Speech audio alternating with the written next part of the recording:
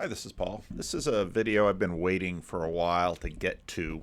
It touches on a bunch of the issues that I touched on in the previous video.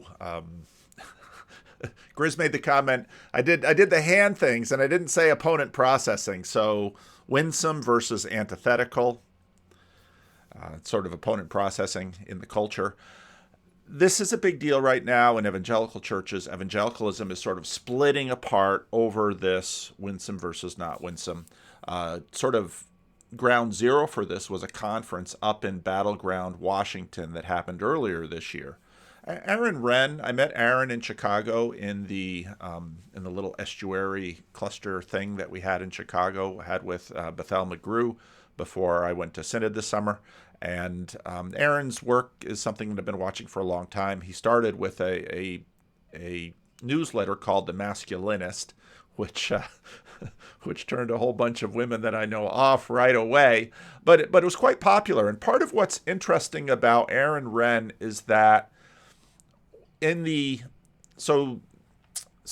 terms of evangelical church culture, you had sort of the moral majority, and that was in the 1980s.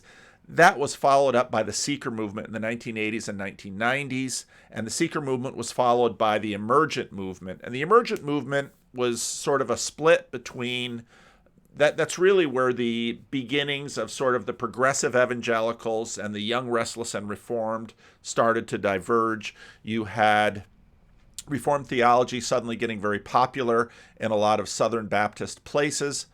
And during this time, Tim Keller in New York City began to really draw the nation's attention. And he, on one hand, was a minister. The last video I did in this series was about Tim Keller. Tim Keller was a minister in the Presbyterian Church, the PCA, the Presbyterian Church of America, which was a split off of the PCUSA, which is the old mainline denomination. And Tim Keller went to New York City. I should probably do more background with Tim Keller because a lot of people don't know his background and don't understand where Tim Keller comes from, because actually these stories get very old. Tim Keller got his undergraduate, he first went to seminary at Gordon Conwell. He went to Bushnell in Pennsylvania, went to Gordon Conwell. That's where he met his wife, Kelly. Kelly, is that it? Shoot. And then he went to Westminster, Philadelphia. And part of what was happening at Westminster, Philadelphia during the 70s during the 70s and 80s, especially during the 70s, was sort of this urban renewal in conservative reformed communities. And in many ways, my father was sort of adjacent to that movement. And in fact, there was one summer where my father was the speaker at a conservative Presbyterian camp. I was too young it was mostly for teenagers. I was too young, but because we were the family of the speaker, we stayed in this house. And I remember that trip quite well. But what I didn't appreciate was that there was this whole urban ministry movement that was going on within the neo-evangelical community, and Westminster, Philadelphia was sort of ground zero for that. And the Christian Reformed Church was quite involved with that, Spirit and Truth Fellowship in Philadelphia. And so this is very much part of my roots. And Tim Keller comes out of that movement. Roger Greenway, who is the father of a friend and classmate of mine, Scott Greenway, Scott ministers in West Michigan, is in the CRC. Scott Greenway is another third generation. I believe his son's going into the ministry, so I guess they're adding a fourth. But so there's a lot of ties to this. And so, of course, Tim Keller takes some of the ideas of the seeker movement, doesn't like a lot of the kitsch and some of the entertainment of it, and sort of adds kind of a classical neo-Puritan movement. Of course, Tim Keller's right there with the foundation of the Gospel Coalition. Tim Keller then plants Redeemer Presbyterian in New York City, leaves Westminster Seminary, and that's when in the 90s and early aughts, Tim Keller became very popular in the Christian Reformed circles. And he was kind of a bridge figure. A lot of Christian Reformed progressives were leery of him because he was against women elders and women ministers, although he had women deacons. And when I visited Redeemer Press in 2006, a lot of the ministry, the heads of ministry departments were women. So Tim Keller sort of straddled that line a little bit. He was clearly formally complementarian, as was his wife. They have a book. His wife has a very interesting book on it, in fact. But they were sort of the hot church in the aughts. And Tim Keller would go on major media. He would sort of be the kind of, you can find a Tim Keller talk at Google. Tim Keller captured the imagination of a lot of people because here was someone who was a Christian conservative who seemed to also have some traction in the culture. And so Tim Keller really became sort of the Winsome prototype for this kind of ministry. Now, another guy who spoke at this conference, James Wood, who is now teaching at Redeemer University, society as a whole, which is a university in Ontario, Canada, that was founded by Christian Reformed people as an alternative to Calvin University, not necessarily because of politics, Christian Reformed politics at Calvin, but as much because it just cost a lot more for Canadians because of the exchange to go to college in Michigan. They couldn't work. I knew some seminarians, some Canadian seminarians who, were quite impoverished by trying to, live in Michigan and go to school in Michigan, especially those who had gone later in life. Anyway, so towards the end of sort of the heyday of Redeemer, Tim Keller retired a number of years ago. Aaron Renn wrote The Masculinist and sort of came in on that sweep because part of what was going on with James Davidson Hunter, Tim Keller, was there was this renewal of interest as to whether or not evangelicals could do ministry in urban settings. And sort of like what Willow Creek Church in northern Chicago did. Now, again, another Christian Reformed tie. Bill Hybels grew up in the Christian Reformed Church. Willow Creek became the kind of church that would start a church planting movement and help plant churches all over the world. Redeemer Presbyterian did that too, but their focus was on cities. Part of what happened with Redeemer was I got to know Fred Harrell, Scott Sherman, Mike Hayes. They had sort of a Redeemer plant in San Francisco. And when they came and planted their church in San Francisco, sort of like Redeemer in New York, it grew fast and it was a strange thing because here was a complementarian, conservative, Reformed church in the heart of one of America's most liberal cities, and the church flourished. The church then moved from the PCA to the Reformed Church of America so they could, some of you are I'm predicting it in the comments, it's gonna come, so they could ordain women. But they swore up and down when they joined the Reformed Church in America that they weren't going to budge on same-sex marriage. So then they came to the Reformed Church of America. Pretty soon there was sort of a special urban ministry classis in the Reformed Church of America. And then a few years after that, they sort of gave a statement on same-sex sexuality that was a big fight in the Reformed Church of America. And they lost a lot of the people that were going to their church, and there was a lot of drama in that.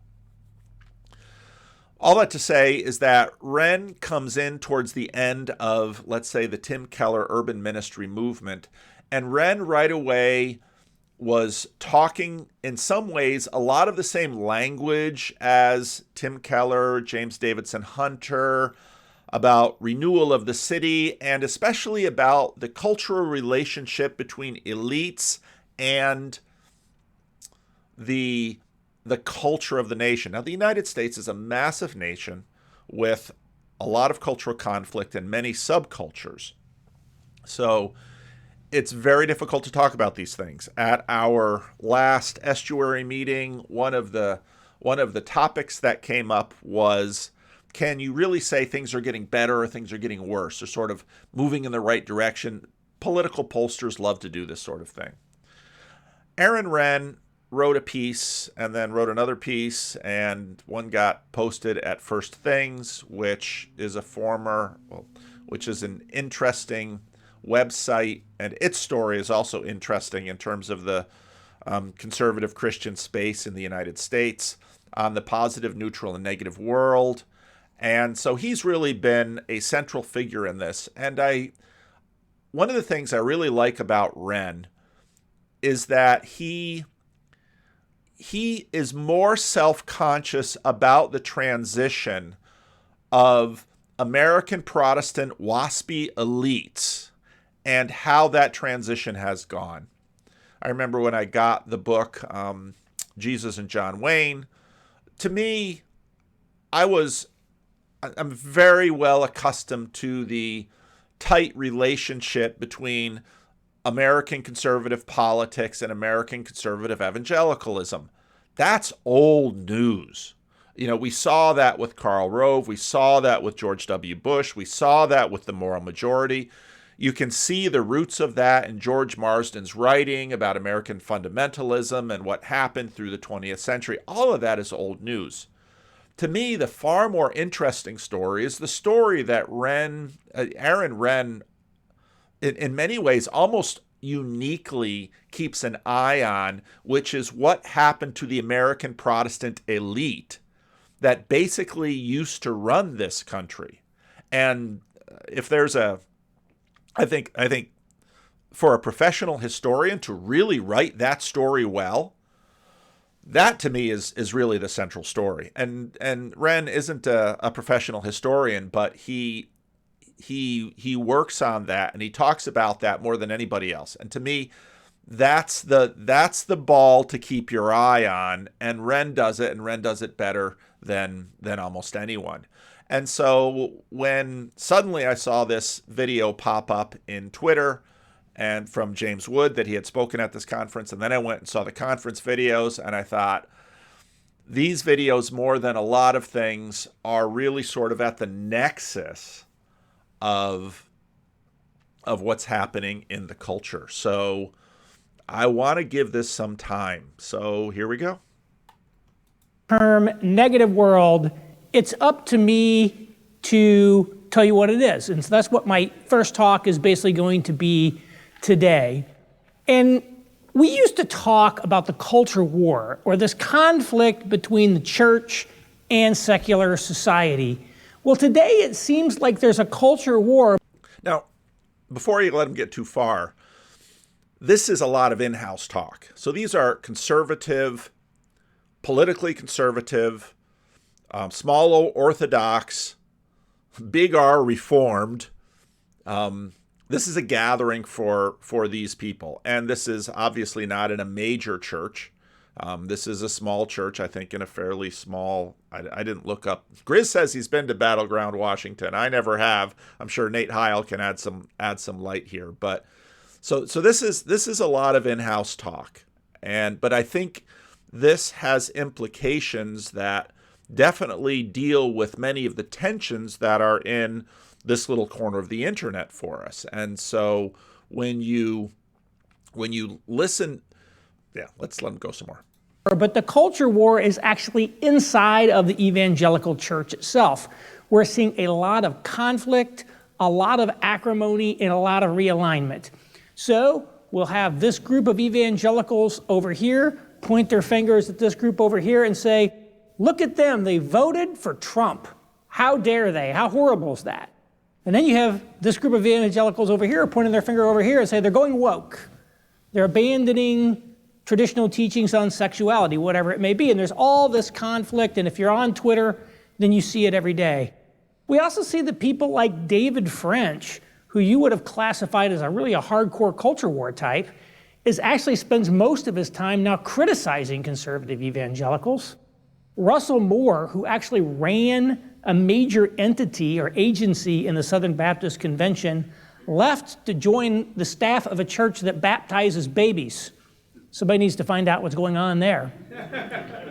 And Owen Strachan, who was a Southern Baptist seminary professor, he left a very nice established seminary to go be the provost of a startup seminary. So people are moving around, alliances are changing, and there's conflict.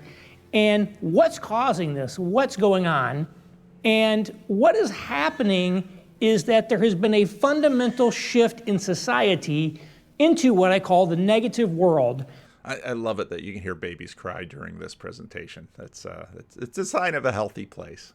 That is putting tremendous new pressure and different forms of pressure on the evangelical church, which is producing deformation of existing strategies, sort of conflict and realignment, similar to what we see happening in conservative politics. Now, this is an old story, and this is why I often recommend that people read George Marsden on the history of American fundamentalism, and especially the war between the modernists and the fundamentalists. Another video I want to do on Tom Holland's Jesus. In many ways, we have to work through the issues raised in the modernist fundamentalist war, and we have to do that in terms of understanding the Bible and all of the stuff that's going on in the Jordan Peterson Biblical Seminar stuff, the stuff we're doing with cognitive science, all of this for a minister, this is why I'm interested in this stuff, all of this impinges on the fallout from the fundamentalist modernist war that happened and split denominations, split families. So Westminster, Philadelphia grew out of old Princeton Theological Seminary, and in much of the modernist fundamentalist wars, in the church wars in the early 20th century, the conservatives and fundamentalists lost, and so they had to go out and found new institutions. What's happening now is basically similar to that, and there's major divisions that are going on in evangelical churches. So if you roll the clock back to the 1950s, this was probably the high watermark of Christianity in America. About half of all adults attended church every Sunday in the 1950s. More than that were members. We were adding "In God We Trust" to our money. We were adding "Under God" to the Pledge of Allegiance. We had a sort of Protestant establishment in America at that time. There was even prayer in the public schools. And while it may not have been an especially devout era, perhaps, there was a sort of soft institutionalization of a sort of generic Protestantism that was in the process of absorbing Catholics and Jews into that as well. A couple of things. Now, it's nice when they pull the camera back to get a sense of who's there. Now, notice this is a very young audience. And anybody that's been around in the church space or even in this little corner space, this is a very young audience. I mean, a lot of these guys, if they had been new atheists at some point and, gone through the Jordan Peterson, Jonathan Peugeot pipeline, might be ortho bros. But these are sort of next generation, probably young, restless, and reformed. That's who this is. The history that he's talking about is important because at the beginning of the 20th century, even in mainline WASPy American church, there's plenty of exclusivity. African Americans had their own institution. Jews were not welcome. Catholics were not welcome. Part of what happens in the Second World War in the Roosevelt administration, Franklin Roosevelt for the first time puts Catholics and Jews in places, in elite positions in the government, in the cabinet. And so this then causes, in the 1950s and the 1960s, a lot of debate about, and there's a famous book written, Protestant, Catholic, Jew. These were sort of the three main white elements of the culture. Of course, African Americans, that then is going to become increasingly an issue through the civil rights movement. But again, the black church sociologically is very different from the white church in America because of the historic roots. So what Renn is mostly talking about is politics in white churches. Now, that's also going to continue to change because of Pentecostals. There's no church movement as racially integrated in America as Pentecostalism. Pentecostal churches are in the old style rainbow coalition, as Jesse Jackson might say, and Hispanics, African Americans, whites, the Pentecostal movement has really done racial integration better than almost any other movement. So these are some of the issues. And so Christianity was held in esteem and honor in the country. But starting in the 1960s, now again, when he says Christianity, it's important to remember that's mainline Christianity. This is part of my complaint with the whole Christian nationalist language, because go to Duke University, there's a cathedral at the center. Go to Wellesley College, very liberal college in Massachusetts. There's a church building at the center. Every Christmas they hold a multi-faith celebration of, choirs, very beautiful, very lovely music if you like that kind of music. So any mainline university you go to, when I talk to James Wellman, the church buildings surrounding institutions and academies, go to major colleges and you will find church buildings at the center. And again, if you want to understand this, read George Marsden's work on the secularization of universities in America. I've talked about that in videos. So church and state were right like this. But remember, America was mostly Protestants. During the 40s and 50s, Catholic and Jews were let in. That's when you begin to get this Judeo-Christian as sort of a phrase, sort of allowing the Catholic and Jews into the power structure in America. You could probably date it to the Kennedy assassination. I don't think the Kennedy assassination per se had anything to do with it, but somewhere around that date, things started to go the wrong direction for Christianity. Christianity went... Okay, now, another person to mention in this history, and again, I've touched this on videos in the past, is Robert Bellah. During the Kennedy administration, Robert Bellah writes about civil religion and coins that phrase and talks about the fact that in American society, you also sort of have this other pretty Christian, sort of religionish nationalism. Anybody know what day Abe Lincoln was assassinated on? Good Friday. Abe Lincoln is in many ways the Jesus of American civil religion. And let's say George Washington is the Moses. Let us out of the promised land of British monarchical imperialism. And if you read any history in America, you'll bump into these things a lot. Into a period of decline in America, starting around 1964, one that continues all the way forward to the present day. In this period of decline from 64 to the present, I divide into three different eras or worlds that I call the positive, the neutral, and the negative worlds. These names refer to how society as a whole views Christianity. We're used to talking about how the church views culture. So there's a very famous book by H. Richard Niebuhr called Christ and Culture. It's all the different ways that different Christian people have attempted over the years to reconcile Christ and culture. Well, this is a little bit the opposite. Christ and culture was basically everyone at Calvin College, when I went to Calvin College, had to read Christ and Culture. That was a big deal for our little subculture. And Calvin College was very much the wing of the Christian Reformed Church in the Cold War years. We were Kuyperian transformationalists. Now, even sort of this Kuyperian theme has sort of split in the United States now.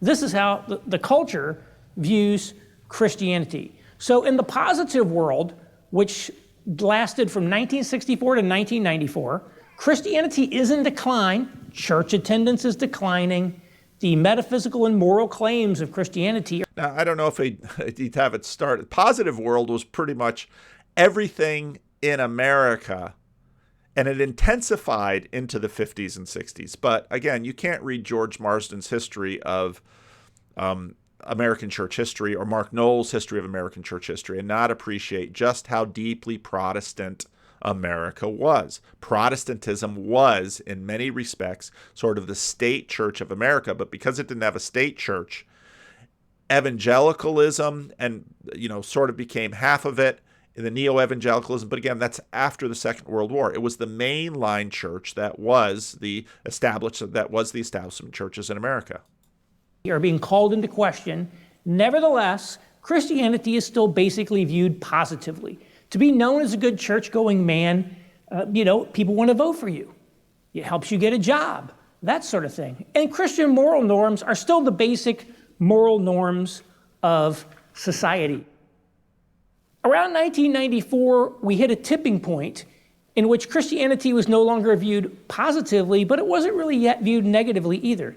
It was sort of seen as a sort of socially neutral attribute, hence this is the neutral world. Now, you can also see in that period the rise of new atheism. And this sort of really got heated up then with 9/11 and the sort of the recession of Christianity. Now, I talked about this a lot when I first started making videos and first started making commentary videos about Jordan Peterson. Part of what happened with Darwin is that first, the Bible was just assumed as a source of truth. And when I get into the questions about Tom Holland and Jesus and modernist readings of the Bible was a source of truth. What happens in the modernist fundamentalist fight is that fundamentalists say the Bible is a source for history and morals, and the modernists say the Bible is a source for morals only. All right? And what happens then is you get this fight over a modernist conceptualization of history, and again, that's another video that I want to get into. What begins to happen in the 1990s is that the Bible went from, again, with the fundamentalists, this is our source for history and morals. The mainline said, this is our source for morals. And then in the 1990s, you started to have the question of, is the Bible an adequate source for our moral life? And that was, again, part of the women's movement. The Bible was seen as somewhat recessive with respect to the roles of women. And then obviously the LGBTQ movement, the Bible was seen as regressive with respect to same-sex sexuality. So increasingly in the 90s and then in the aughts, the Bible increasingly, people were suspicious that those old morals that we derive from the Bible, not so good. That lasted from around 1994 to 2014. And then in a neutral world, Christianity is essentially one lifestyle choice among many in a sort of pluralistic, multicultural society. And in this era, Christian moral norms held a sort of residual force. But around 2014, we hit a second tipping point. Now, again, this is pretty broad-ranging. But again, back with my thesis with Tom Holland, the Bible still sort of lays the moral foundation, but it's sort of bifurcated. Ross Douthat just wrote a really good piece in the New York Times about this. It's continuing to fracture. So sort of the moral agreements that there were in the United States, that's continuing to fracture. And entered what I call the negative world, where for the first time in the 400-year history of America, society as a whole, elite culture, now views Christianity negatively. Being known as a devout, Bible-believing Christian does not help you get a job in Silicon Valley today. Quite the opposite, in fact. Additionally, Christian morality is expressly repudiated by society and is even viewed as a threat to the new emerging moral order. Now, in Canada, it's also the case that there are places, Canada's far more secular than the United States. And on the university, it's very secular. You might not have no professors at the university who are Christians. Christianity might not, ABC, as Rupert Sheldrake said, anything but Christian. And so the Canadian story is different because Canadian history is different from American history. But I like to illustrate the difference between these worlds using 3 different presidential sex scandals. In the positive world, you can go back to 1987, Colorado Senator Gary Hart was a leading contender for the Democratic nomination for president the next year. The Miami Herald reported that a young woman had stayed overnight in his townhouse in Washington, D.C., and he was forced to drop out of the race. Just the appearance of potentially having had an affair disqualified him from running. Fast forward to the neutral world, 1998, the Drudge Report breaks the news that Bill Clinton has been having an affair with White House intern Monica Lewinsky. This caused a massive scandal. Bill Clinton was badly damaged by it. It probably cost Al Gore the election in 2000. Now, part of this was also Americans were increasingly electing governors from the South. They're trying to bridge that moral gap, but of course that has continued to change as well. And yet the Democrats rallied around him, and he survived. And people said, look, his personal behavior, however deplorable, is not relevant to his public performance in office. So it damaged him, but he survived it. In the negative world, fast forward to October 2016, NBC News has been sitting on this Access Hollywood tape of Trump making all these statements about women, and they're just ready to drop their October surprise. They can't wait to take Trump down with this tape. They release it, and it turns out to be a 48-hour blip of a scandal, and he goes on to win the election a couple weeks later. So in the negative world, these sex scandals basically don't matter at all. And I think there's a sort of irony, maybe a delicious irony in a sense, that the very people who tore down and rejected the Christian moral system are the ones who made it possible for someone like Donald Trump to become president. If we weren't in the negative world, Donald Trump would never have been considered a serious candidate for president due to his personal behaviors. But in this negative world, it didn't matter anymore. And of course, the other irony is that the people who voted for Trump are the people who would have previously been most strident that character and leaders matter. So I think it's kind of interesting that the profound consequences this negative world has had for our society. Now, I really love the point he made there, because you might miss it. But the point he made is that it's not just, let's say, the cultural airs of the main line that are changing as the world changes. It's also the conservative, the fundamentalists. They too have been changing. I mean, again, Gary Hart. So back when Gary Hart was no longer considered a viable candidate, he was no longer considered a viable candidate because what he did violated mainline sensitivities, even though, of course, presidential mistresses and sex scandals had gone on forever. But, of course, the press didn't talk about FDR's lover, didn't talk about John F. Kennedy's dalliances in the White House. They didn't talk about that. The culture has been changing. And so Gary Hart, bang, no longer suitable candidate. Bill Clinton, many of the people who yelled their heads off over the Monica Lewinsky scandal lined up for Trump. And Renn's point is that this isn't just one side changing and, pointing out hypocrisy. This is the whole culture moving.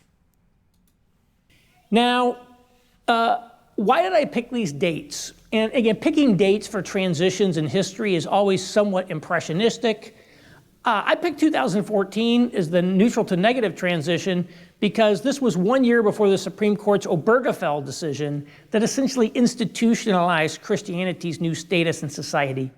2014 is also when people, including Democratic pundits like Matthew Iglesias, started talking about what they called the Great Awoke. Now, again, in all fairness to some who listen to this video, Aaron Renn has his own filters about what Christianity should be. And that's implicit in what he just said about institutionalized Christianity's position in society. Again, I'm waiting for a historian to really write a good book about basically, if you have Christian nationalism on the one side, you have Christian imperialism on the other side. And those Christian imperialists are heirs of the mainline churches. Including Democratic pundits like Matthew Iglesias, started talking about what they called the Great Awakening. The use of phrases like white supremacy or structural racism just exploded in the major media. Also, 2013 is when New York University professor Jonathan Haidt, a lot of people follow Jonathan Haidt, he started saying, man, I noticed something is up with my students. Crazy things are happening on campus. So clearly something happened during Obama's second term that represented a major social rupture in the country. Now, the transition from positive to neutral is a little less precise. I think you could make an argument for 1989, which is when the Berlin Wall fell and the Soviet Union collapsed, because that end of the Cold War really was critical to ending the positive world, because Christianity was a key part of essentially the moral arsenal that America used in its battle against the Soviet Union, which was this sort of atheist, godless communist state that repressed religion like the Catholic Church in Poland. And that's why back in the 50s we were adding, in God we trust through our money, adding under God to the Pledge of Allegiance. We're putting these symbols of Christianity into the center of American culture as part of the Cold War. And so once the Cold War ended, that sort of got rid of a bulwark that sort of Christianity had. And it's helpful to remember then with 9/11, the fear was that, again, neutrally, the new atheist movement had a lot to do with this. So neutrally, religious fundamentalism then went from being too prudish to hyper to dangerous, because of course the Islamists who attacked 9/11, Osama bin Laden, they were then seen as Islamic fundamentalists, and of course that is sort of seen in many people's minds as parallel to Christian fundamentalists, and off the new atheists went. I picked 1994 for a few reasons, though. One is it's the year Rudy Giuliani became mayor of New York, and the cities came back. Think about the implications of the urban renaissance, the urban resurgence. Certainly, and as I mentioned with Tim Keller, this was a lot of that movement. And Renn, when he started his newsletter, those were the kinds of issues that he was writing about in his newsletter. And in many ways, The Masculinist, that newsletter, sort of was for some conservative, young, restless, and reformed evangelical Christians, was sort of a pre-Jordan Peterson thing. It's affected Portland, Seattle, places like that in the 70s. There was a famous billboard in Seattle, "Will the last one leaving Seattle turn out the lights?" People thought cities were going down the tubes. The rebirth of the And you can see some of this, of course, in Mark Driscoll and the rise of Mars Hill. That was all part of the emergent movement. I've talked about that in the past. The cities really had a profound influence, both in the culture and especially in the church, as I'll talk about in a bit. 94 was also the year of the Republican Revolution, when Newt Gingrich and the House Republicans took over the House of Representatives, the contract with America. That was a watershed moment. It really represented the peak of probably early 90s populism, and probably also the peak of the religious right influence within the Republican Party. So I picked 94, but again, if you want to pick a slightly different date, be my guest. Now, how did evangelicals respond to this changing landscape of the three worlds in the period since, say, 1964? Well, now, it's really helpful to remember that during the 1980s, with the moral majority, evangelicals already had sort of a take back the country. That's been sort of standard fare for fundamentalist evangelical and neo-evangelicals. Really, again, if you read Marsden, that goes all the way back to the fundamentalist modernist fights that were happening in the early 20th century. And so already with the rise of Darwinism, with many of these developments in the late 19th, early 20th century, a theme begins to develop in certain groups that they want to take back or go back or get back. Well, they responded with three characteristic ministry strategies that are culture war, seeker sensitivity, and cultural engagement. So the culture war strategy, or what we might think of as the religious right, emerged in the 1970s and of course continues with us today. It's probably the best known of these. Now, it's helpful to remember that that name didn't come about until really the new urbanization in the 1990s with James Davidson Hunter. He was the one that coined the culture war term. And again, the term has become so ubiquitous, it's people forget who coined it. And I think Renn is right. Tom Holland mentioned this. The rest is history. Early on had a culture war episode where they talked about where I think Holland was right that when you talk about a culture war, it's an internal war. And this has always been a war that has sort of been within Christianity, even the contemporary expressions that we've seen in during the pandemic. Movements. And I think the very name of the leading organization we associate with the culture war, Moral Majority, speaks to the positive world. You could only call something the moral majority in an era when it was at least plausible to make that claim.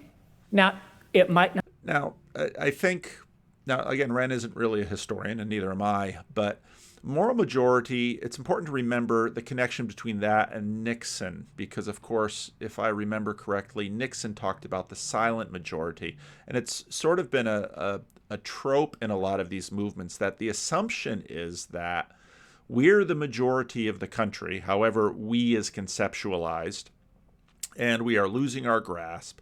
And so the moral majority basically was the assumption of, again, this is not a very reformed or Augustinian anthropology, that most people are good people. This is very American. This is very Jeffersonian, actually. And so that's where some of this cultural language and some specifically Christian, especially Reformed language, sort of butts heads, even though you'll see people not point this out in some of the internal conversations. Not have been true even then, but much like Richard Nixon's silent majority, it was at least a plausible claim.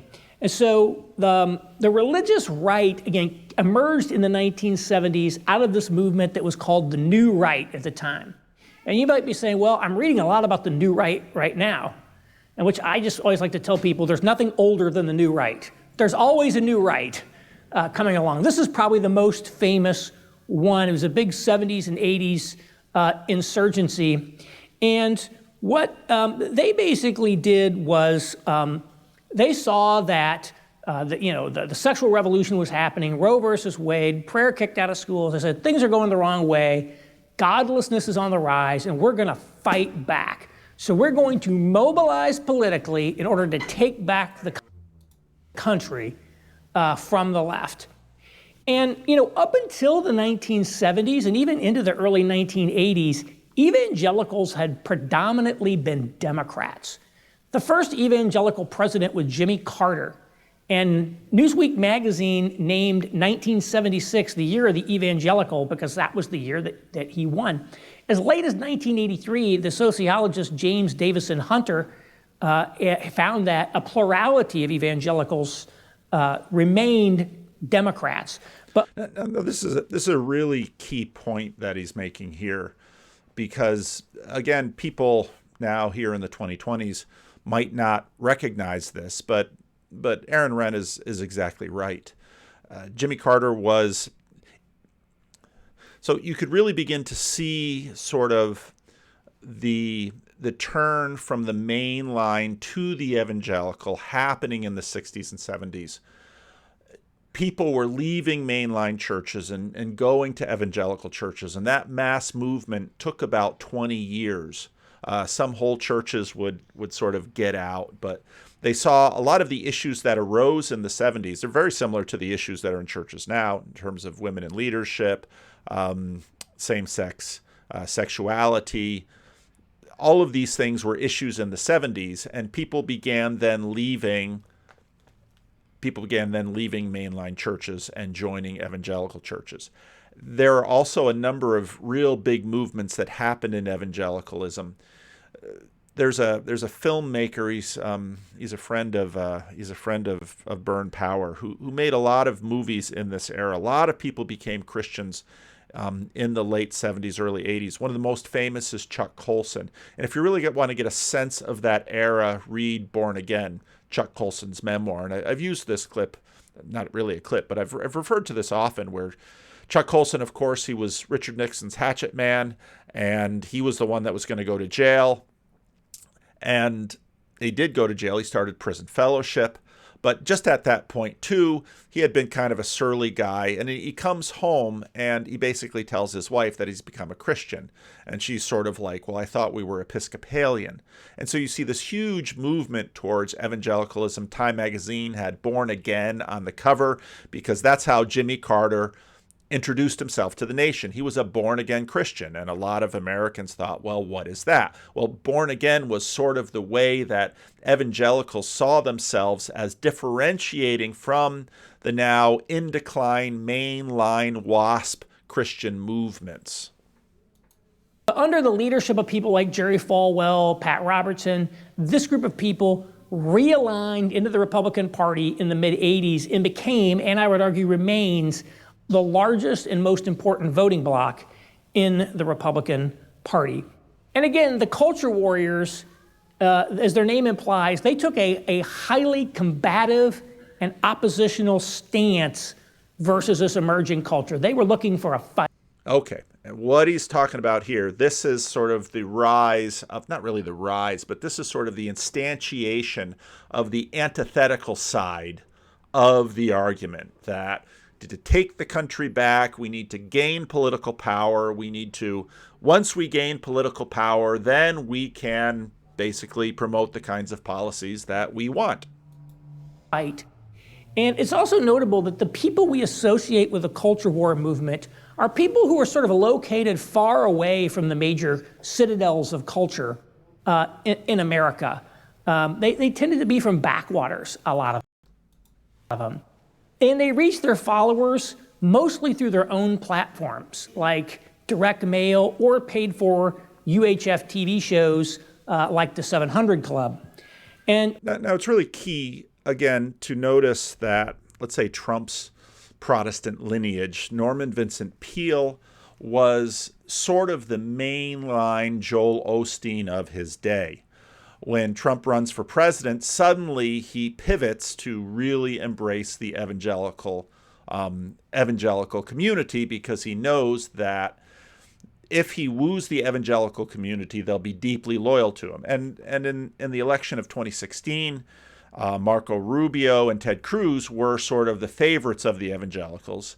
But when Trump won, they all sort of lined up behind him against Hillary Clinton.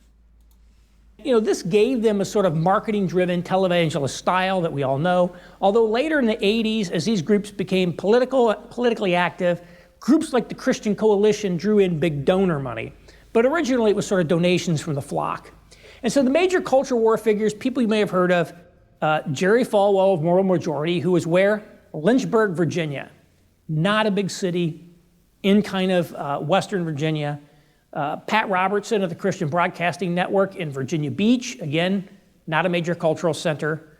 James Dobson of Focus on the Family. I'm not sure exactly where he originally started, but Focus on the Family is in Colorado Springs today. The fact that there are a lot of Christian orgs in Colorado Springs, like again, another kind of smaller city, which at that time, Colorado was not really all that much in terms of growth. So that kind of gives you a sense of who was there. A second. Now it's also really helpful for those of you who aren't aware of the theological and ecclesiastical differences between these communities. Is someone like Doug Wilson today, theologically, ecclesiastically, is really sort of fringe, but he comes because he's sort of a. Someone can correct me if I'm wrong, but I believe he's a reformed post-millennial with ties to some of this Reconstruction movement, which is sort of a fringe movement in the Reformed cluster of churches. But he sort of takes front and center on YouTube via social media. Falwell, Pat Robertson. Pat Robertson was Pentecostal. Falwell was kind of old-style Southern Baptist.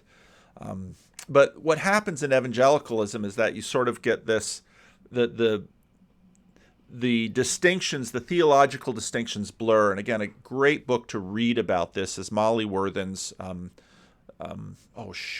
Apostles of Reason, where she really walks through the history of neo-evangelicalism and how these groups, well, they can sort of find ways to build coalitions around certain key theological items, but then also some key political items, and that's what gives the group a lot of political power. Strategy of the positive world was seeker sensitivity, which again was also pioneered in the 1970s by people like Bill Hybels of Willow Creek Church in suburban Chicago, or Rick Warren of Saddleback Church down in Orange County. And basically these are people. What happened with them was they saw that church attendance was in decline, and they said, how are we going to get people to start going to church? How are we going to reach people for Christ? Now it's helpful to note that Falwell's Southern, Robertson, Southern, I believe, but it's helpful to note that the seeker movement with Bill Hybels, that's Chicago. Rick Warren, that's the West. And neither of these guys, although Rick Warren is Southern Baptist, neither of these guys really want to fall into the political alignment. So their values are going to be generally conservative, but they're not going to be out there as political actors. And that's really a key differentiation between the Moral Majority, Falwell, Focus on the Family. These ministries very much took up political valence, but the seeker movement did not. The seeker movement wanted to be more non-aligned. And so in many ways, the Moral Majority, Focus on the Family, Pat Robertson, these people were team antithesis.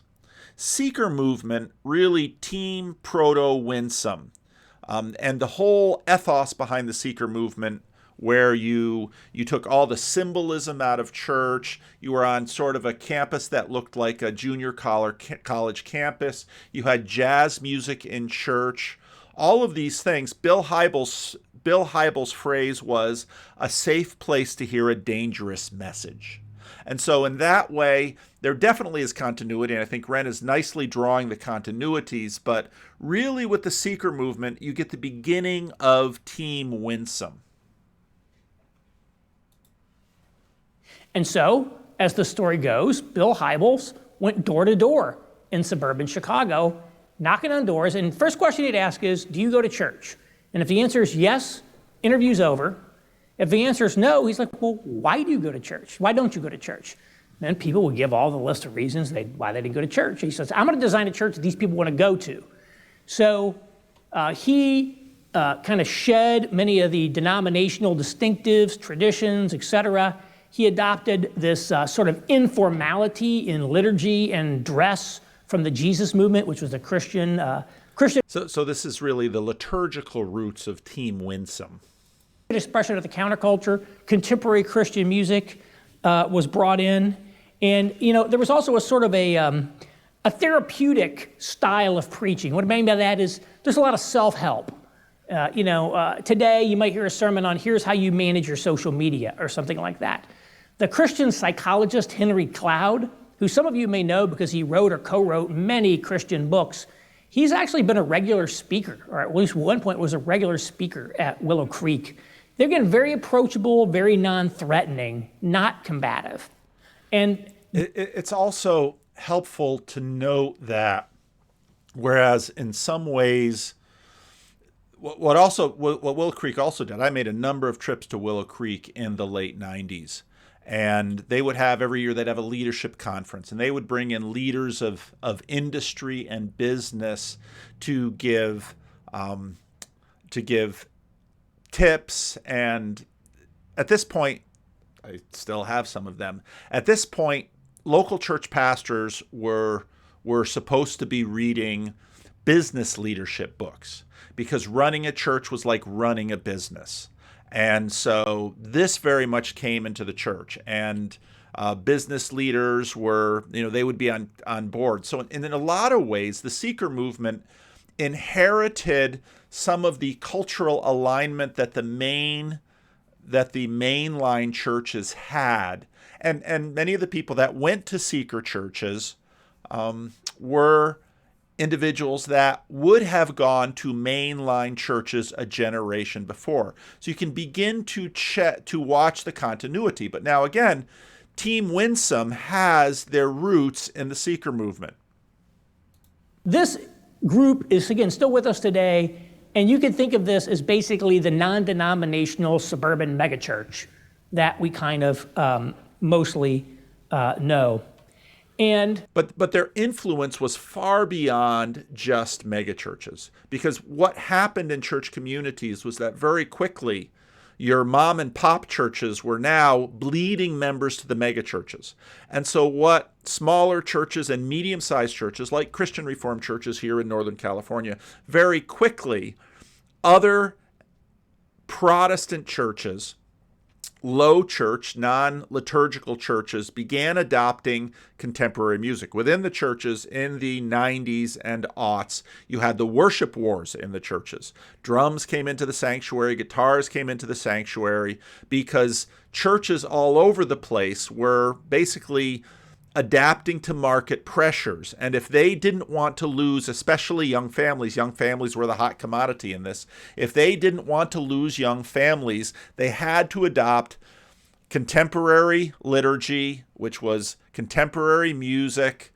This is also the same. So out of the Jesus movement, you had the rise of Christian contemporary music. All of that began in that movement as well. And so even though the seeker movements, seeker churches, large suburban, non-denominational churches were a big part of this, this deeply impacted churches across the board.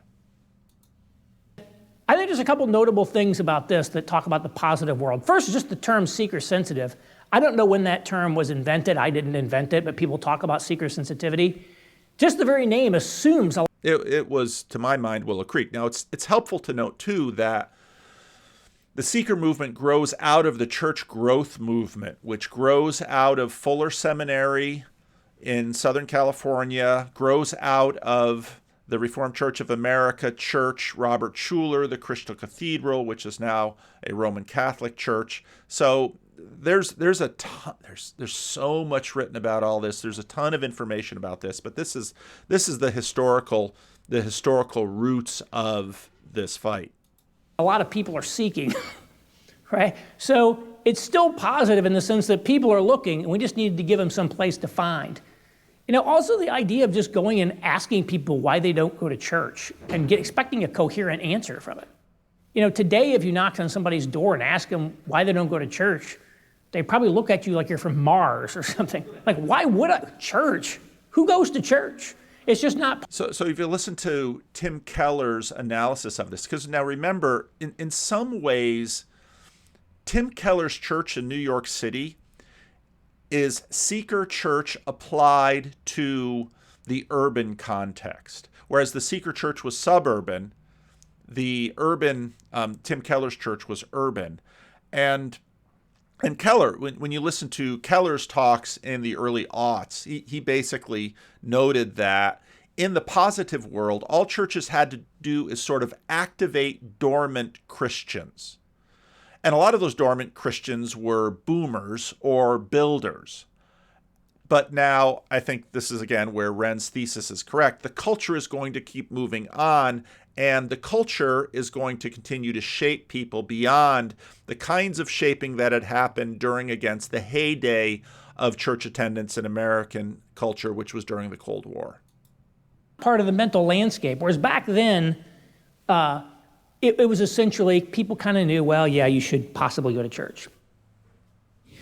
So those were two strategies of the positive world. As we entered the neutral world, a third strategy came to the fore, which is cultural engagement. And this is a term that, again, the practitioners of this would happily embrace. They would say, yes, we practice cultural engagement. And I think there's a couple ways that we can think about the cultural engagement movement. One is that it's a sort of seeker sensitivity for the cities. So again, the cities were coming back. All these young millennial and Generation X college grads and businesses, they're pouring into the cities. There's a new urban sensibility, a new urban culture. And just as guys like Hybels and Rick Warren cracked the code on suburbia in the 1970s, this was about cracking the code on the urban environment. Okay, so they were not, so that's one of the things they were doing. And again, they adopted a variety of different styles. Some of them are much more formal and traditional, liturgical. Others are more hip, cool, contemporary arts forward. But they found... And so one of the interesting things, one of the last times I went to Willow Creek in North Chicago, they had sort of cracked the code on the boomers, but they were trying to work on the Xers, and it didn't work. They tried to apply what they had done with the boomers to the Xers, and it didn't work. But now Tim Keller, if you read Center Church, which is kind of his main missional how to do an urban church guide, they were also doing what the seeker churches were doing. They were planting churches in world-class cities. They were noting, this now gets into globalization, they were noting that there's similarities in world-class churches, or world-class cities all around the world. So if you can plant a church in New York, you can plant a church in London, you can plant a church in Berlin, you can plant a church in Paris. And that they were noting that there's commonalities. Now, it would be slightly tuned, usually via music.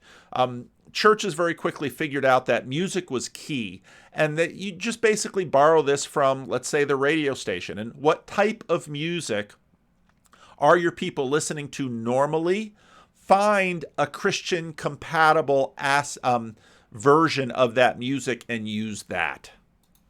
Found styles that worked in the cities, and again, they adopted this therapeutic language to be able to reach them. And you can think of this as a seeker sensitivity for the city.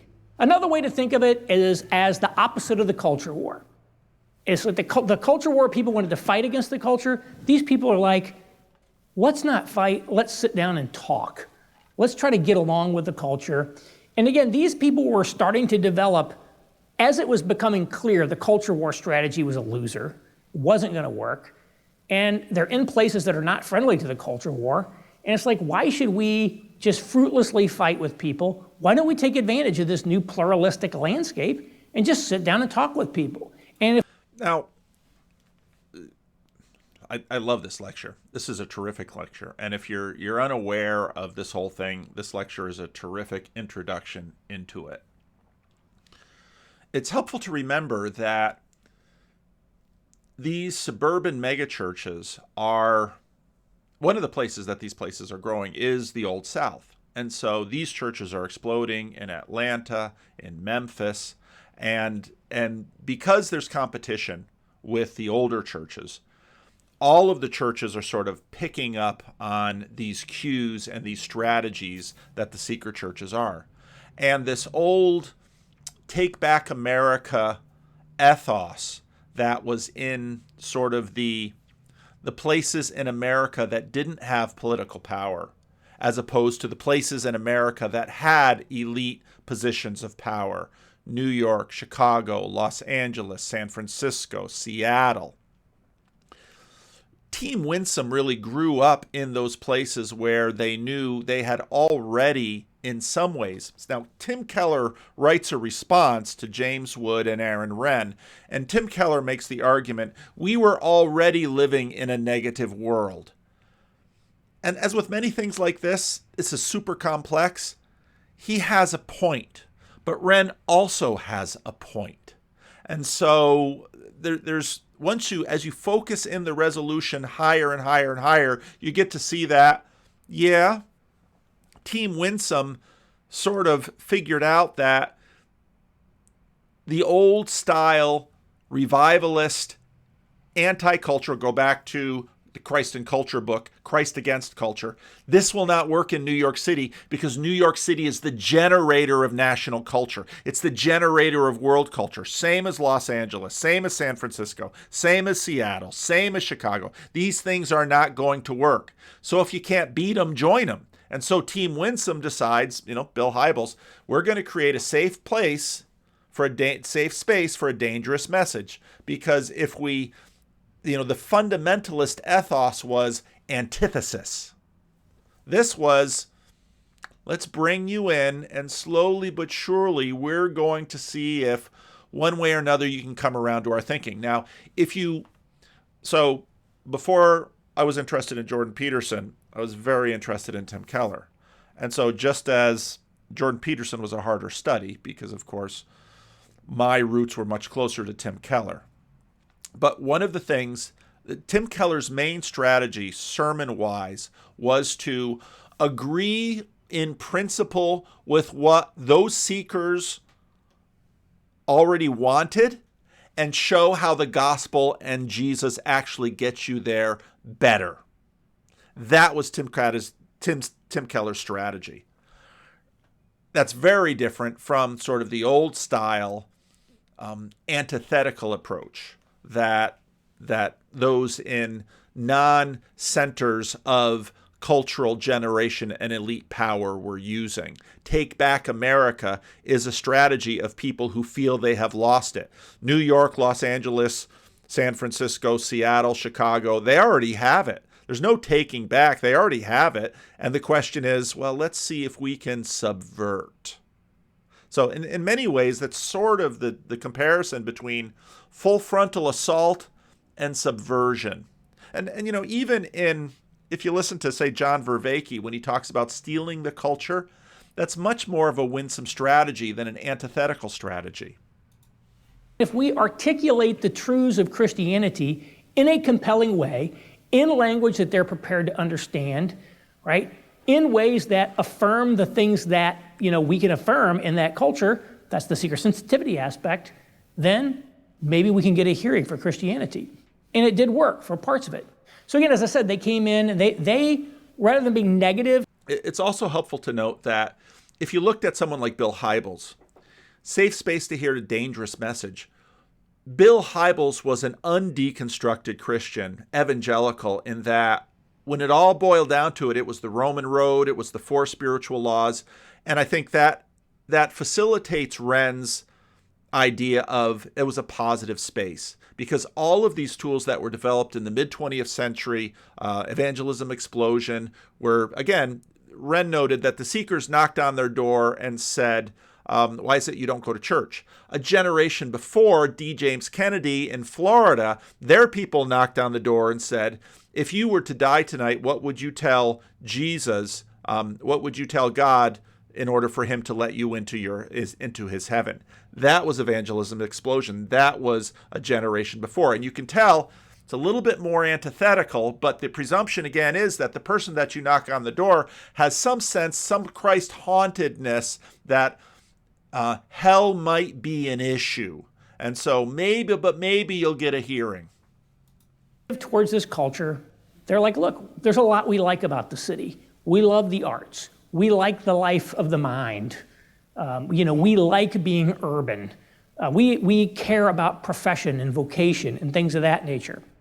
And the other thing that they did that was the opposite of the culture war is that they were typically studiously apolitical. They're like, we don't do politics. And again, evangelical, sort of stereotyped as very conservative. These cities are much more progressive. They're like, we don't do politics. Although this sort of... Now remember what he said earlier, that a generation before, evangelicals would have been more likely to vote Democratic than Republican. And it's in the 80s with Ronald Reagan that you saw this big shift. It was also, of course, the same time that people were leaving the mainline churches. And when they left from mainline to evangelical, eventually they would also leave from Democratic to Republican. Sort of broke down a bit in 2016 with the Trump nomination when a number of these people really denounced him. They really sort of became essentially the never Trumpers. Not all of them, but some of them. And there was, though, I would say, a political manifestation of the cultural engagement model, which you can see in a character like George W. Bush. The fact that the left called him Bush Hitler and all this stuff, that they hated him, we shouldn't let that obscure the extent to which he really was very different from the culture war evangelicals. What did he tout? His catchphrase was compassionate conservatism. He wanted to have a kinder, gentler conservatism.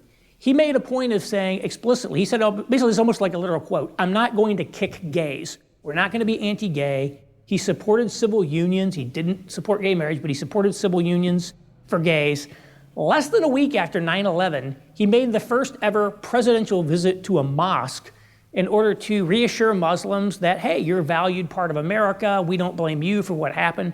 So this was very, very, very different than what you might have expected from. It's helpful to also remember that where do many Muslims in America live? Michigan. What is Michigan? Battleground state. These politicians are not dumb. I'm a culture war type person. But today I would say like the kind of the Platonic form of this cultural engagement leadership in politics is somebody like Nebraska Senator Ben Sasse. I think he really represents this. But again, the pastors and the self-consciously evangelical people, they tended to be very, very studiously apolitical. They didn't talk about politics up until Trump. And again, as I indicated, this is basically much more urban strategy. The people we associate this were much more urban. So you can think of, who are these people? Tim Keller of Redeemer Presbyterian Church is probably the biggest and most influential name here. New York City. Hillsong Church, I would put in this category, very different, more the hip, cool category, but they did it. Now, it's helpful to remember Hillsong is out of Australia. Australia and Canada are interesting because they've got more European DNA and influence than the United States does. And so Tim Keller, this again, I think, is some agreement with Tim Keller's pushback against Aaron Renn. Tim Keller, Canadian evangelicals, Australian evangelicals, in some ways are already living in a negative world or a neutral world. And so increasingly they're adopting cultural engagement strategies instead of antithetical strategies. The Veritas Forum, if you're familiar with the Veritas Forum, literally started in the early 90s, goes to college campuses and invites a Christian person to sit down with a secular person and talk. I mean, it doesn't get any more cultural engagement than that. Contemporary artist Makoto Fujimura, if you know him, a writer Andy Crouch, these are people I would put in this cultural engagement bucket. So these three different movements, the culture war, the seeker sensitivity, and cultural engagement, they represented three strategies for dealing with sort of changing times. But I don't want to overly make you think like, I'm a consultant. I came from a management consulting background, as Pastor Wiley said.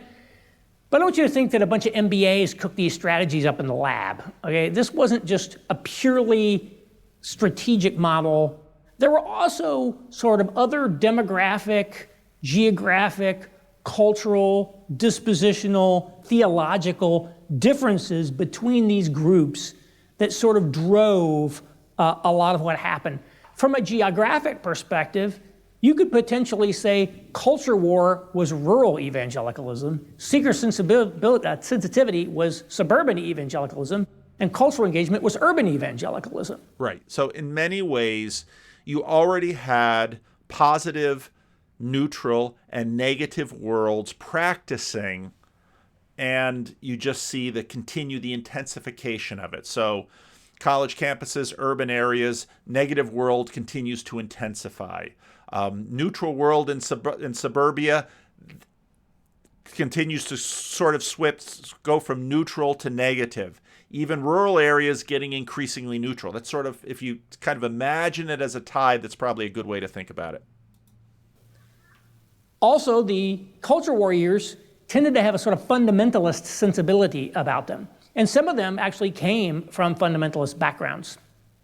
The seeker-sensitives and the cultural engagers had a more evangelical sensibility about them. So fundamentalism really prioritized doctrinal purity, and it was frequently separatist and hostile towards the culture or people that they felt would water down doctrine. Evangelicalism, or sometimes called neo-evangelicalism, started in the 1940s when people like Billy Graham and like that said, let's try to take the basic fundamentalist theology, but let's target the mainstream. Let's try to reach the mainstream of society. And it was much more, I would say, missional rather than doctrinal in focus. And so this division of what, again, sensibilities or sort of dispositions or ways of engaging with the world between sort of confessional or doctrinal purity on the one hand and revivalism or missional focus on the other, that's been a pervasive divide throughout American religious history. I think there were also other differences between these groups. You know, the culture warriors were mostly middle class or lower middle class. The leaders of the culture war movement were college educated, but most of the followers were not. Whereas the seeker-sensitives and cultural engagers were much more solidly middle class or even upper middle class, much better educated. For example, if you go to a church in Manhattan, evangelical church in Manhattan, virtually the entire congregation is college degreed. That's not the case in a lot of places. The other thing is that the culture warriors attracted a lot of Pentecostals. There were a lot of charismatics in that movement. Pat Robertson, I think, was very influential in this, and there were some disagreements and some tensions, perhaps, between the Pentecostals and non-Pentecostals in that movement, but there was a big, heavy Pentecostal emphasis. Whereas in the seeker-sensitive and the cultural engagement world, they've tended to be much less Pentecostal, and the people who do sort of affirm the continuation of the spiritual gifts tend to be very low-key about it. The culture warriors were also very heavily shaped by the Cold War. They weren't just culture warriors, they were Cold Warriors. And again, we see this in something like Jerry Falwell's Liberty University. The very name sort of associates his theological project and his political project with America's fight against, again, godless communism. He didn't. Now there's a theological layer to this too. Many of those groups would be functionally very much over on the free will side of things, the Arminian side of things. Originally call it Liberty University. It was originally something else, and it was renamed to that. This was also an era. I think it was Lynchburg. Not the nicest name if you want to become the largest Christian university in the nation. It emerged in this era in which there was tremendous end times fervor. The Soviet Union was supposed to be Gog and Magog, and we're going to have an imminent rapture or tribulation or all of the above. And there was sort of end times fever. There was books like The Late Great Planet Earth in the 70s selling millions of copies. And so that was really big. The cultural engagers, by contrast, they developed in a post-Cold War world. So they didn't really have any of this Cold War legacy about them. And they had not an end times perspective, but an end of history perspective. If you remember Francis Fukuyama's book, an article about that, which incidentally came out in the early 90s, right as this sort of neutral world was getting going. And so again, these strategies, culture war, seeker-sensitive, cultural engagement, they weren't just purely strategies. They were also different groups of people. But I do think that the particularities of their strategies and the way that they developed were linked directly to the eras in which they came about. Now, we have three worlds and three strategies. But two of the strategies are in the positive world and one's in the negative world, in the neutral world. But what's in the negative world? And the answer is there has not yet been an evangelical strategy to deal with the negative world. The one strategy that's been proposed for the negative world is Rod Dreher's Benedict option. If any of you read his book, The Benedict Option, that came out. Now, Dreher is Eastern Orthodox, formerly Catholic, and he may have underestimated he admits he doesn't know anything about evangelicalism. He'll tell you that straight up. And he may have underestimated how it might make some people throw up to have something named after like Catholic monks and things like that. But nevertheless, evangelicals basically rejected the Benedict option, and it wasn't really because there was too much Catholic imagery in it. It was really, I think, denial. People didn't want to admit that we're in this negative world. I think Christianity Today magazine commissioned 4 people to write about the Benedict option, and all 4 of them didn't like it for various reasons. And I think that's changing. I put together this 3 worlds framework and published originally a version of it in 2017. It was well received then. And then I sort of updated it, and it was published in First Things magazine earlier this year and got a huge response. But I was amazed that there are still people essentially denying that the negative world exists. For example, Tim Keller and David French implicitly did that when they sort of raised the objection, hey, Tim Keller said this, hey, when I went to New York, it was a hostile world. I was in the negative world when I went to New York. I was never in a neutral world. David French did the same thing, where he's sort of like, I know all these people who've been persecuted my entire adult life. So I call it, this is the argument that it's the same old negative world that it ever was. And so there's nothing new, implicitly, there's nothing new about today, where I think clearly we are in unprecedented times. See, I think French and Keller have a point, but I also think Aaron is right that you might need more layers of gradation here, because I do think on the basic grounds, Renn is right. You can just see what's going on, and when the skirmish line in the culture war is transgender athletes and girls' sports, something is really, really, really different in the country. And so there has been this state of denial, but again, I think it's changing. And again, we see this in the fact that evangelicals really have not developed their own strategy for the negative world. And I don't think there's going to be just one or just 2. I think we're sort of in an exploration mode, trying to figure things out. But that's really the to-do. But as we've gone into the negative world, and these 3 models have... Now, it's interesting when he says evangelicals haven't developed a strategy, because team antithesis is a strategy. And in many ways, I think many continue to imagine, well, if we can win elections and elect our people, I don't think that's not really a strategy for church growth. Now, I think some of the strategies emerging, and I think the Jordan Peterson phenomena and what we see happening on the religious side of this little corner is definitely a result of the negative world. And yeah. Been exposed to the pressures of the negative world, it has had big consequences for evangelicalism. It has caused a sort of adaptation or even deformation of some of these strategies.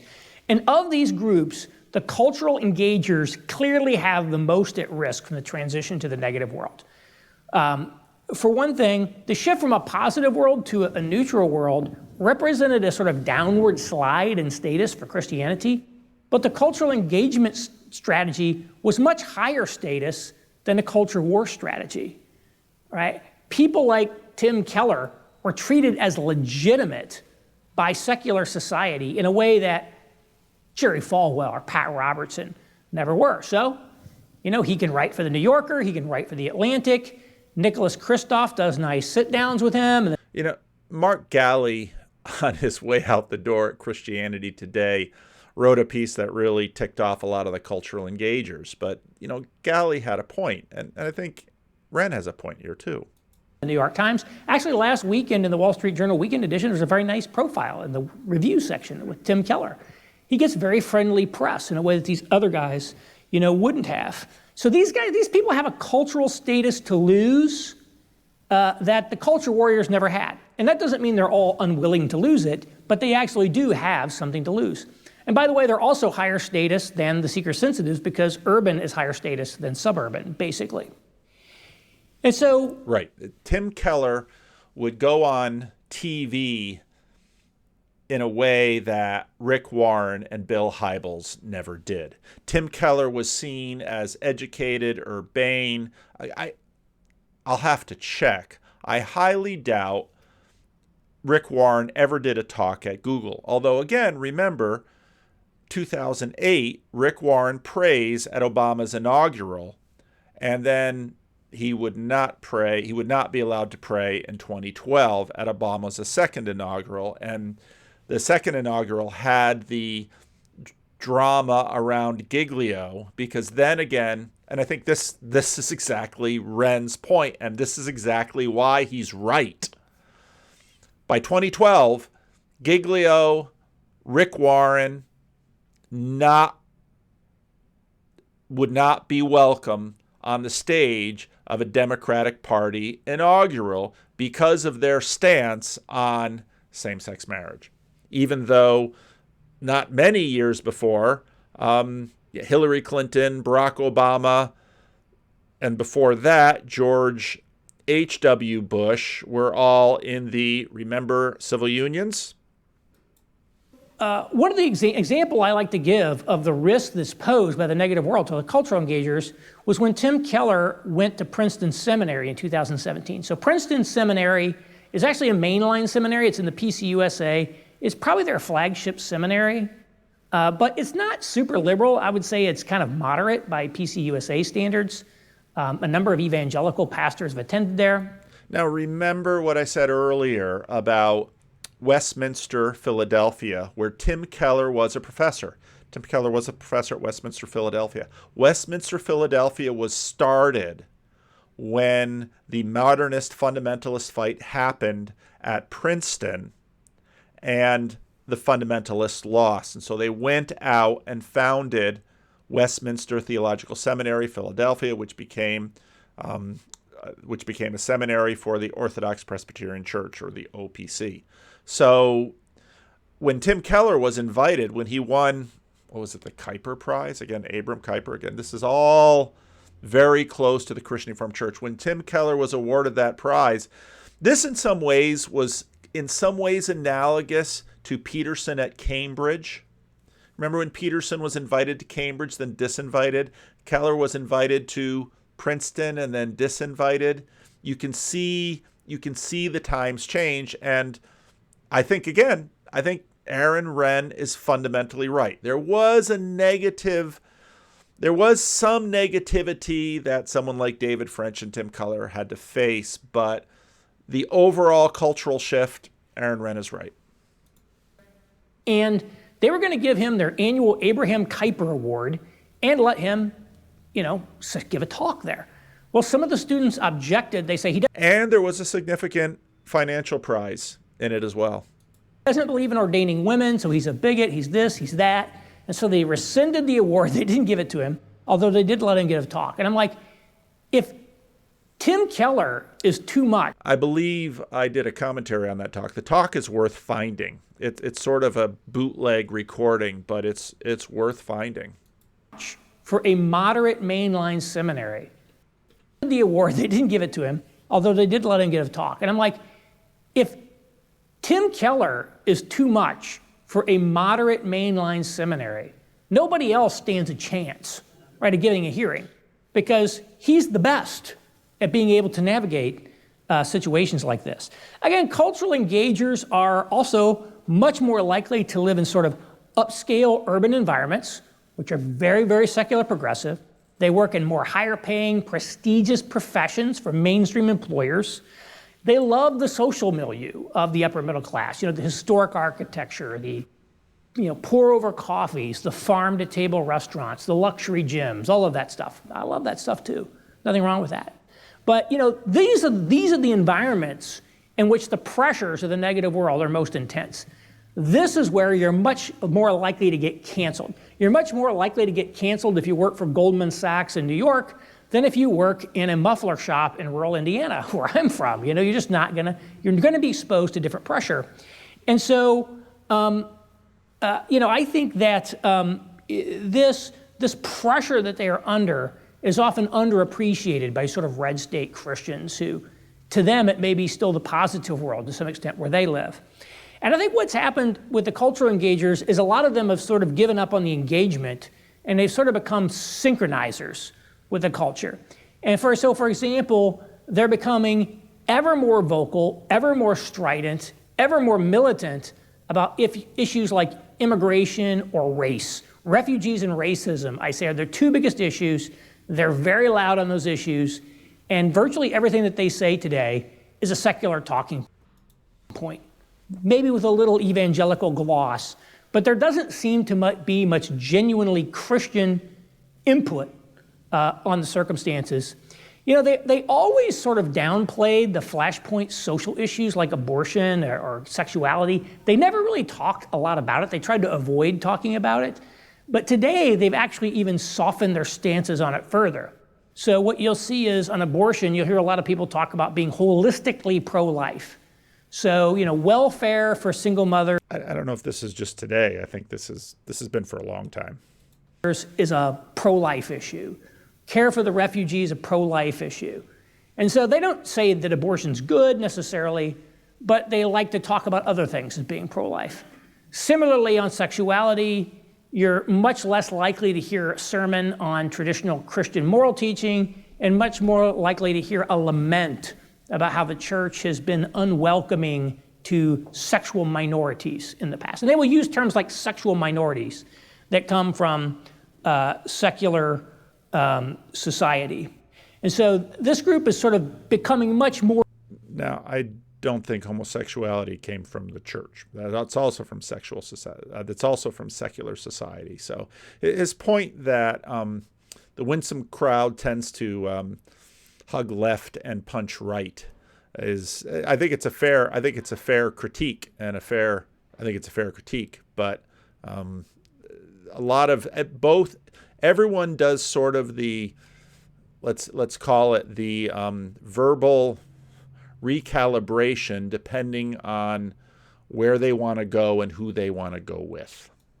We're in sync with secular progressive culture, I would say. Now, that's not all of them. Tim Keller, to his credit, has not done this. I think he stayed remarkably consistent on anything. In fact, you can actually argue that Keller, for those of you who know him, has actually gotten stronger on the conservative side on some issues. When he was a pastor, you can go Google like Tim Keller abortion. People would ask him about abortion. He'd sort of do a tap dance. You know, now if you look at his tweets. And again, his people always have people who have suspicious minds are, you know, always, well, Tim Keller's really a liberal at heart. No, Tim Keller was actually more conservative at heart. And so when he retired, he got more conservative because he was modulating what he was saying for his audience for missional purposes. He will straight up say, you know, that. But that modulation for missional purposes, again, illustrates the missional strategy. Is it cultural engagement or winsome, or is it the antithesis? Is it antithetical? Because being antithetical is also a missional strategy, and it's a very valid missional strategy. Again, we could point to. So if you look at people like Becket Cook, it was and relationship and Rosaria Butterfield, these are two people that super switched. In other words, they were all in, living gay lifestyles, had a conversion experience, and they came 180 degrees. And so a lot of time, Team Winsome will complain that Team Antithesis doesn't have a point. And it's just wrong. Team Antithesis, there are many stories that in some ways validate Team Antithesis. But there are stories on both sides. And so in that sense, both sides are strategies, but they also sort of reflect different temperaments, frankly.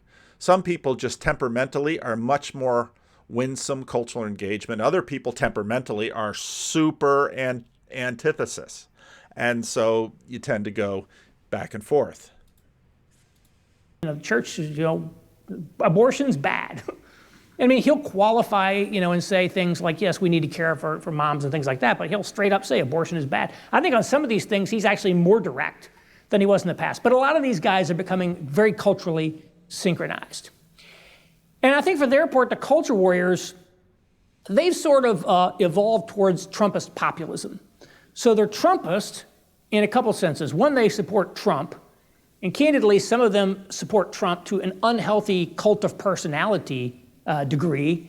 And they also support his sort of policies around, immigration, trade, or even post-liberal politics for people who kind of find out about that stuff. They're also populist because they attack the elites sort of in the name of the people. And I think and this is where Renn is such an interesting guy, because he's from rural Indiana, not a place for the elites. But he spent time as an urban planner. I think he was an urban planner. He was in New York City. He was in Redeemer for a little while. So he's been in those places too.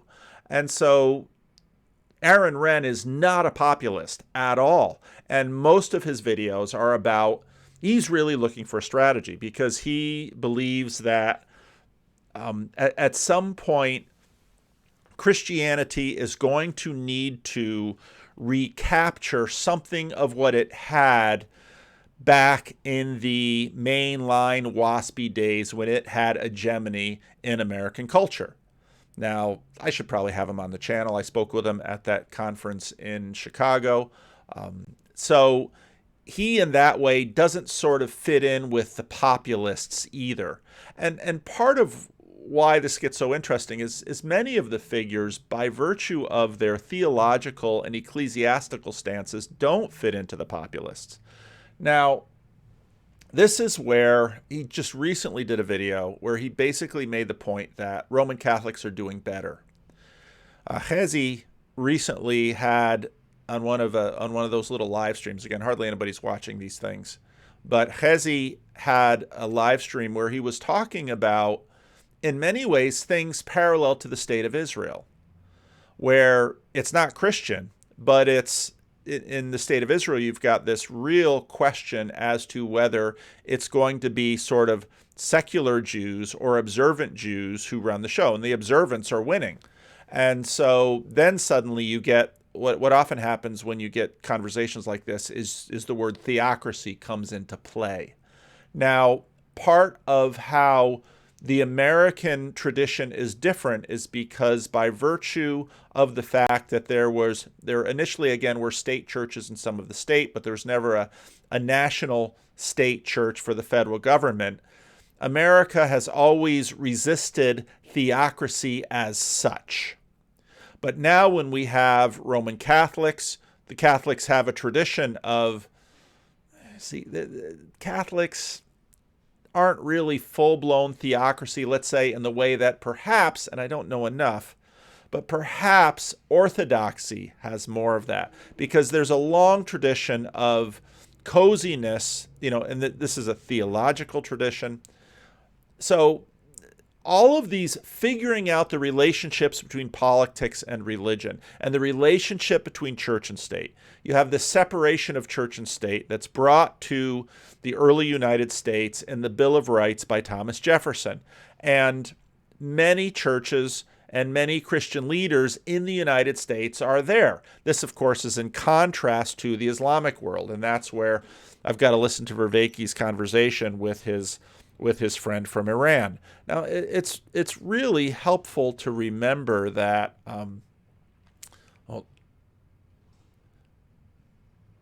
I'll hold that card for now. But these questions, right now we're dealing with the kinds of major questions that a lot of the questions from the Protestant Reformation are on the table. But questions that were sort of didn't need to be dealt with in the Protestant Reformation, where you had things like the Peace of Augsburg, where whatever prince is in charge of whatever little part of the Holy Roman Empire can decide what the religion of his country is.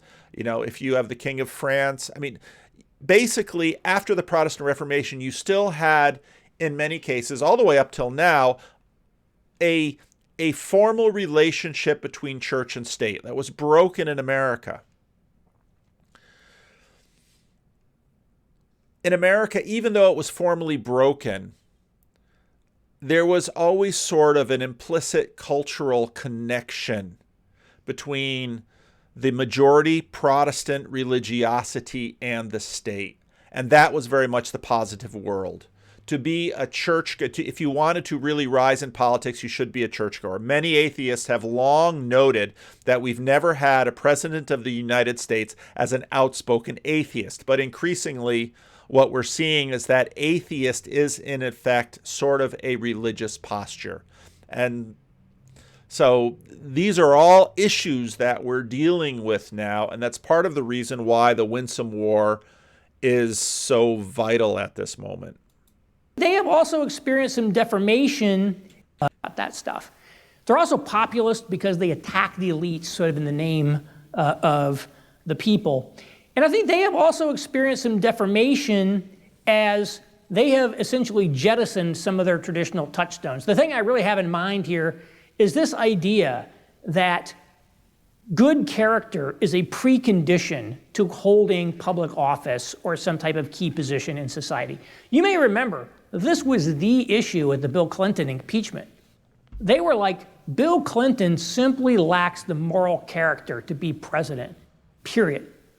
Well, now these people all voted for Trump, and who's had all these affairs and he's done all these things. And it's like, well, we can't let Hillary win, can we? And so I think there's sort of a reality. And of course, we just saw the Herschel Walker business. I mean, this last election in America had a variety of people for whom they just seemed somewhat unsuited for office. Realpolitik approach now that this group has sort of adopted. And so these sort of shifts in adaptations and deformations have produced sort of realignment and conflict for a few reasons. And one of them is that other than the kind of a few institutions that are like hardcore culture war or hardcore cultural engager, most churches, like these suburban megachurches, they contain a mix of people with a mix of dispositions. And these people are sort of being polarized by a couple of forces. One of them is Trump. The other is wokeness. And you could add a third to that, I guess, which is COVID, what to do about COVID. But I think the COVID one was less about creating the divisions than sort of exacerbating the divisions. But there are some people, especially a lot of these sort of people from affluent suburbs who are sort of Chamber of Commerce Republican types, they just couldn't go for Trump. They thought he was just low class, boorish character.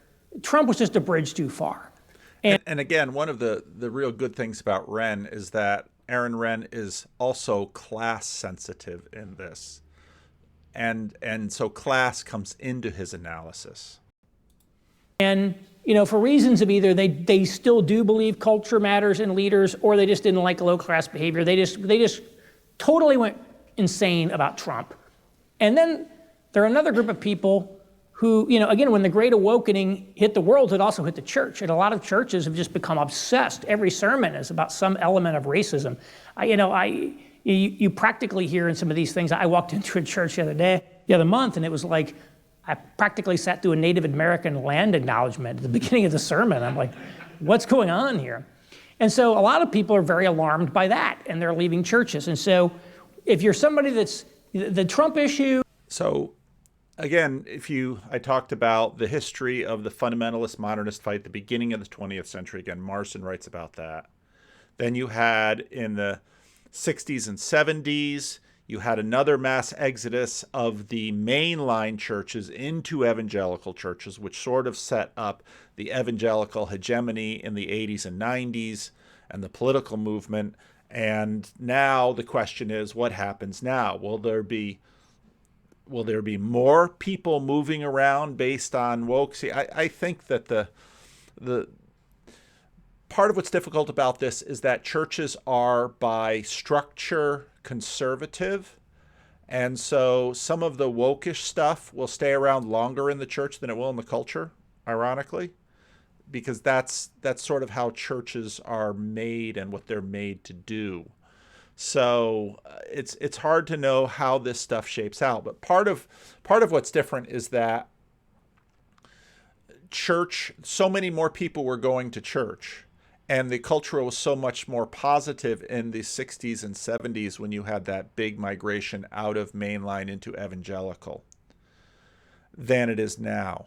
And many churches are one generation away from non-viability. And church, because of the seeker movement, and because of, so part of the church growth movement was management by objective. You attract a certain kind of person by, hang on a second. And then the woke issue are really dividing people, causing a lot of divisions, causing a lot of realignments, and then you throw COVID on there, and it's really fuel on the fire. And again, it's increasingly acrimonious, increasingly the culture wars within the church. There's a lot of realignment happening. It's happening in the Republican Party as well, but it's also happening in the church. And so I think this has left evangelicalism in flux, and its kind of future is kind of up in the air, kind of in doubt. And I think a lot of this comes from the fact that we have not yet taken the measure of the negative world and said, now that we're here, what do we do? How do we live as individuals? How do we live as the church? How do we be on mission? How do we adapt to a world where the institutions of society do not look favorably on Christianity? That's a very difficult problem that I don't think anybody has figured out. But fortunately for us, that's the topic of this conference. And I'm very happy to hear Joe Rigney and James Wood tell us the solutions after I tell us the problems. So thank you very much. And again, I think Aaron Renn is right on his analysis.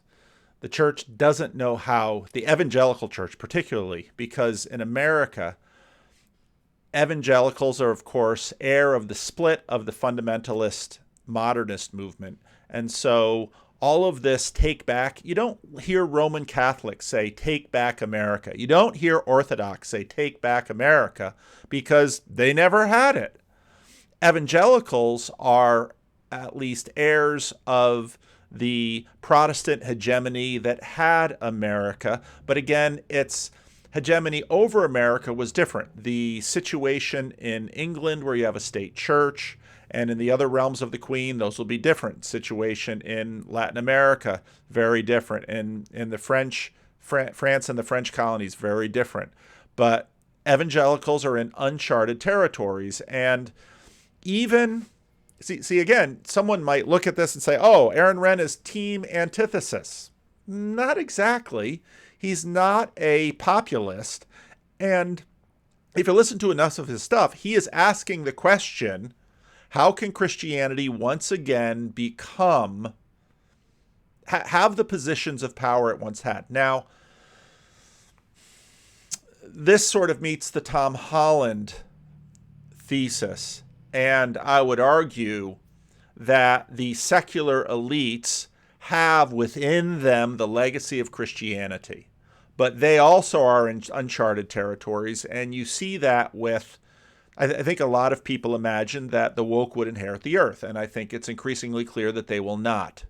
That wokeism, which almost anyone could spot right from the start, was just plain too incoherent to actually have a regime that lasts. So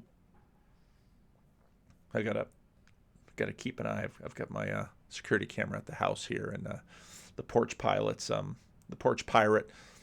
stole a package from me a couple of weeks ago. So I'm that's my neighbor who just came home, I think. So when a car slows down in front of the house, I already ran home and put a package in.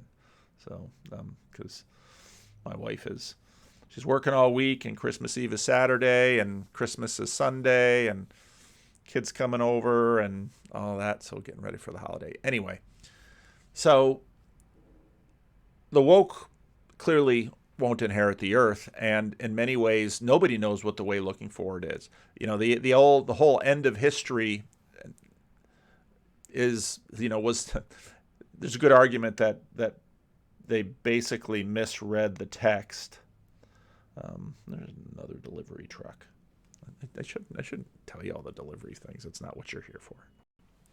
So when you look at this little corner of the internet, or as Hezi calls it, a brave space, not a safe space, I think what Renn does here is really important, because even though this sounds like sort of in church stuff, Christianity has been so dominant that usually you can sort of track the really big stuff by seeing what's going on in church. If you remember when I started this, I talked about at the estuary meeting, someone asked, how do we say if things are getting better or things are getting worse? Well, always that evaluation requires something of a yardstick to measure it by. And one of the functions that religions have is they have a much longer term yardstick to measure things by. And that's one of the functions of religion. Without a very long tradition where you can at least try to gain some perspective on current changes, it's very difficult to make any sort of evaluation. So I think generally speaking, Aaron Renn is right here with his evaluation that with respect to Christianity,